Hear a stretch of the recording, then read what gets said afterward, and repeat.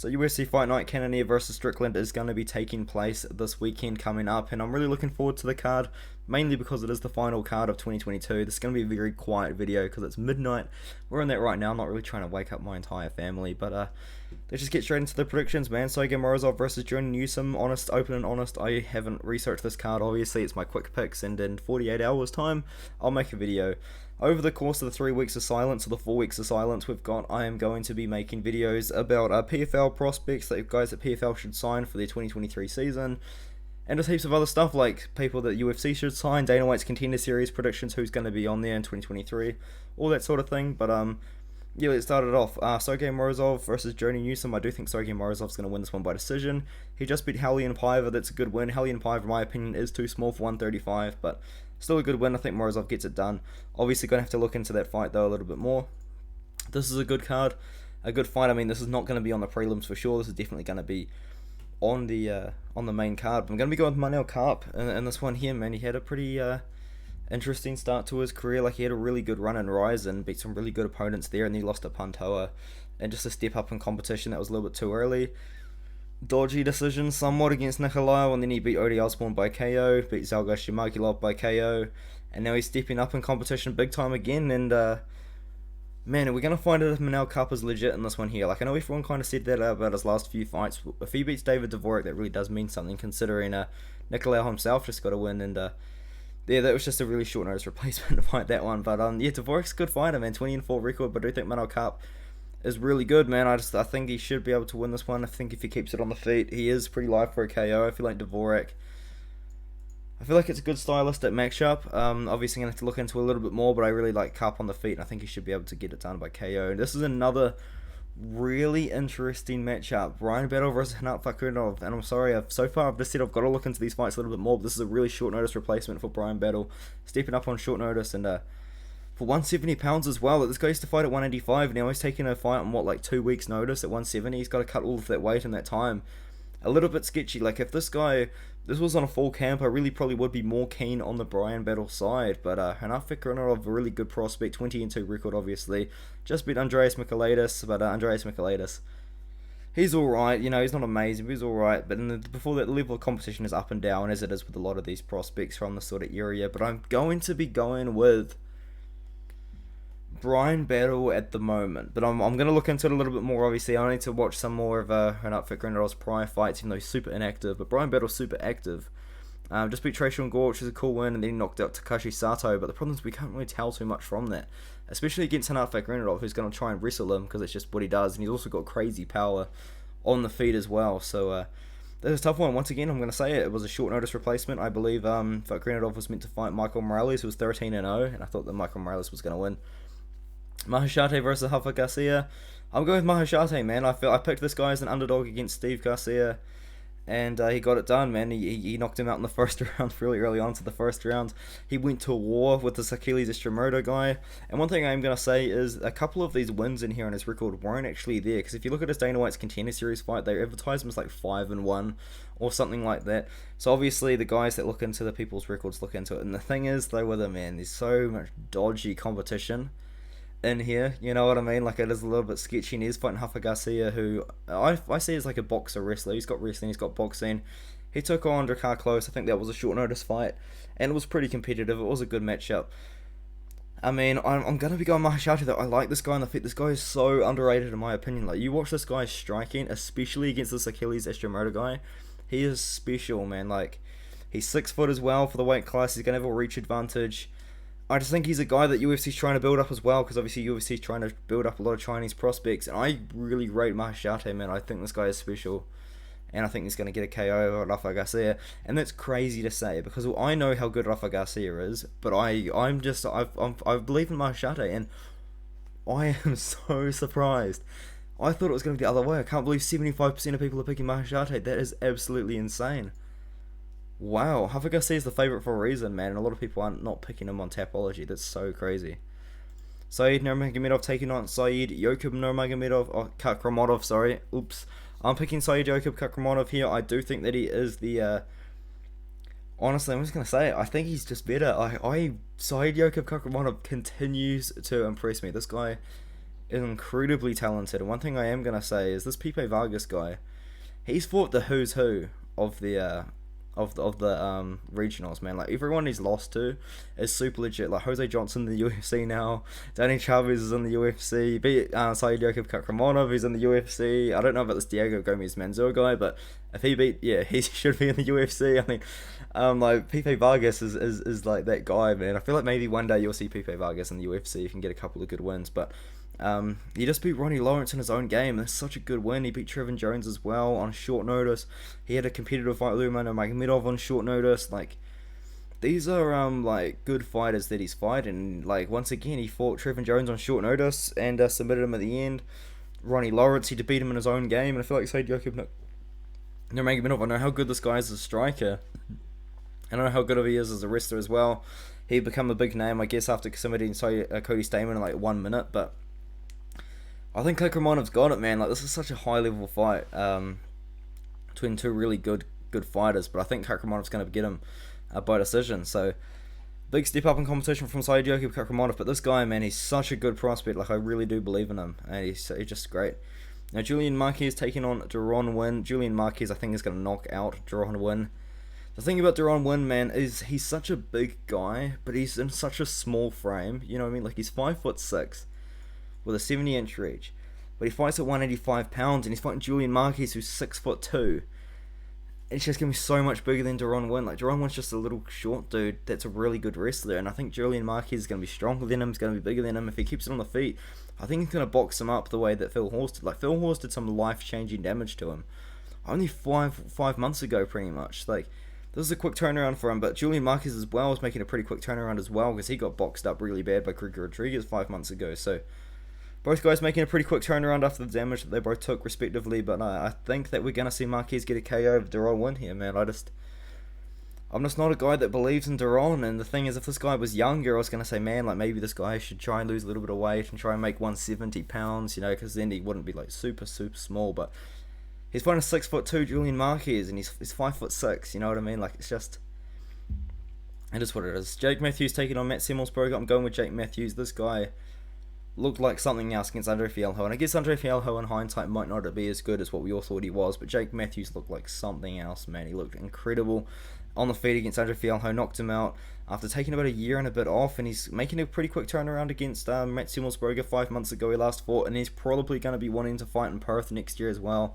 So he's probably wanting to fight Matt Semmelsberger, not take too much damage, but I like Jake Matthews to get this job done here, and I like his grappling. I think he might lean on it a little bit here, but we know how live Matt Semmelsberger is on the feet. This guy's got crazy KO power. Beat AJ Fletcher in a pretty competitive fight. Knocked out Martin Sano in like 20 seconds.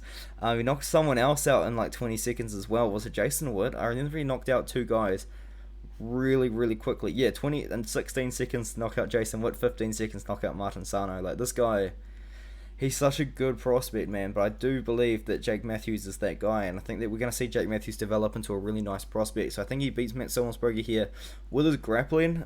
He is a really good grappler, so I think he's actually going to look to use his grappling and beat Semmelsberger, and I'm actually going to be going with like a submission, potentially, or decision. We have seen Semmelsberger lose by decision by Chaos Williams in a pretty cool fight, and then Alex Morono beat him by decision as well, and Alex Morono was kind of beating him up on the feet, and I think we're going to see Jake Matthews beat Matt Semmelsberger, and then even then Jake Matthews versus Alex Morono, UFC 284 in Perth. I think that's a pretty cool matchup.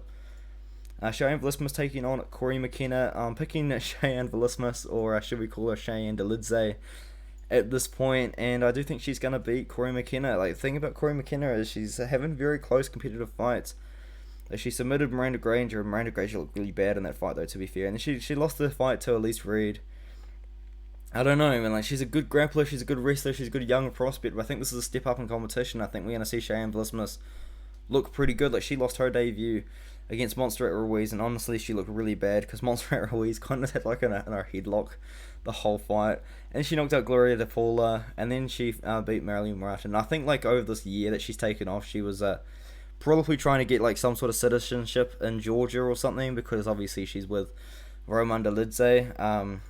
So she cheated on JB Bays for Roman Dolidze. Now she lives in Roman Dolidze's basement. But I'm going with Cheyenne Velismus here, or Cheyenne Dolidze, I guess. It'll be interesting to see if Shane Vlismas is better with Roman Dolidze or without, because we know how good Roman Dolidze has looked since he stole JP Bay's wife. So it'll be interesting to see what happens here, but I'm going with Vlismas. I think she's just going to win decision on the feet, but I wouldn't be that surprised at all if Corinne McKenna took her down at all, really, and won a decision, but it'll be interesting. Cody Brundage taking on Mikhail Lukashchik. This is an interesting fight, and once again, I do think that it is a somewhat short notice matchup. And the thing about this fight is I really don't mind Brundage. I really don't. Look, I know that might sound like really silly, but like that's the thing. Like Mikhail Lukashchik is a boxer, and that's all he's got, man. All he's got is boxing. I think he's moving down from the 205 division when he fought Sam Alvey, because I think he fought with Jacoby at 205. But that's the thing, man, about all this guy has is boxing. He's such a one-dimensional fighter. It's crazy. But I'm going to be going with him at the moment by KO, but I might actually look into picking Brundage, because Brundage just recently submitted Dolce Lungwimbula after getting boxed up. So, yeah, obviously, Mikhail should win, actually, in hindsight. He did knock out Trace Angor. But the thing is, though, Brundage was getting boxed up by Dolce Lungwimbula really badly until he got that crazy submission. But the thing is, though, about Mikhail, you've really got to be careful with this guy, because he is super one-dimensional. Like, boxing's all he's got, so I'm not going to warn you about that one a little bit. Now, Drew Dober versus Bobby Green. Honestly, these two are pretty likely going to be fighting for a spot to fight Paddy Pimblett. Personally, I think that Paddy Pimblett's going to fight Esteban Ridovic, or I think that's a good matchup. But the thing about this fight, man, is the winner of this fight is probably going to call out Paddy Pimblett, especially if it's Drew Dober. And if it's Drew Dober's going to kill Paddy Pimblett, man. Especially with how bad Paddy Pimblett looks against Jared Gordon. But, yeah, Drew Dober, man, he's on a 2-fight KO streak. Knocked out Terrence McKinney in a short notice fight for McKinney, to be fair. And he knocked out Rafael Alves in a war. Why was this not on the UFC 282 card? This would have been such a good fight to have in front of a crowd. But I guess Bobby Green was waiting for his suspension to be let off. But, like, he lost to Brad Riddell, to Drew Dober, that's aged really badly, unfortunately for him, and like, obviously lost to Islam Makhachev, that's fine.